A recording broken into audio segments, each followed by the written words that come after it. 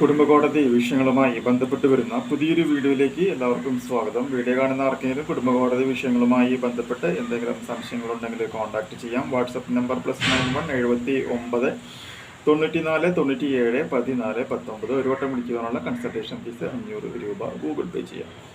നമ്മൾ സാധാരണ കുടുംബ കോടതികളിലേക്ക് പോകും. അവിടെ കാണുന്നൊരു രീതി എന്താണെന്ന് വെച്ചിട്ടുണ്ടെങ്കിൽ, കുട്ടിയെ കാണുവാനായിട്ട് അച്ഛന് കോടതിയിൽ നിന്നും ഒരു അനുകൂലമായ ഒരു വിധി വന്നാൽ പോലും പലപ്പോഴും ഭാര്യമാർ കുട്ടികളെ അച്ഛനെ കാണിപ്പിക്കാതെ പേടിപ്പിക്കുന്ന ഒരു സാഹചര്യം കാണാറുണ്ട്.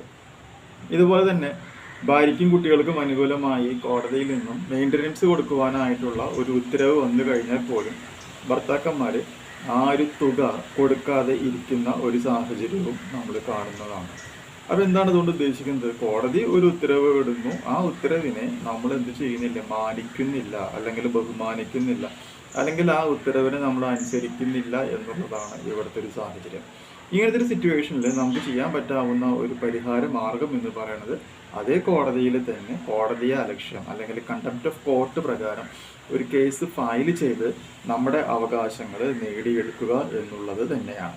അപ്പോൾ ഇതുമായി ബന്ധപ്പെട്ട് കോടതി പറയുന്ന വളരെ പ്രധാനപ്പെട്ട ഒരു ഉത്തരവുണ്ട്. ലേറ്റസ്റ്റ് ആയിട്ട് വന്നിട്ടുള്ള ഒരു കേസിലുള്ള ഒരു ഉത്തരവാണ്. ജസ്റ്റ് ഒന്ന് വായിച്ചാൽ, കോടതി നടപടികളെ തടസ്സപ്പെടുത്തുക, വിധിയെ മറികടക്കാൻ ശ്രമിക്കുക തുടങ്ങിയവയും ജുഡീഷ്യൽ ഉത്തരവുകളുടെ ലംഘനം പോലെ തന്നെ കോടതിയെ ലക്ഷ്യമാണെന്ന് സുപ്രീം കോടതി വ്യക്തമാക്കിയിട്ടുണ്ട്. കോടതിയുടെ ഉത്തരവുകൾ മാത്രമല്ല നടപടികളും മാനിക്കണമെന്ന് justice JB Pardiwala, justice Manoj Mishra എന്നിവരടങ്ങിയ ബെഞ്ച് നിരീക്ഷിച്ചു.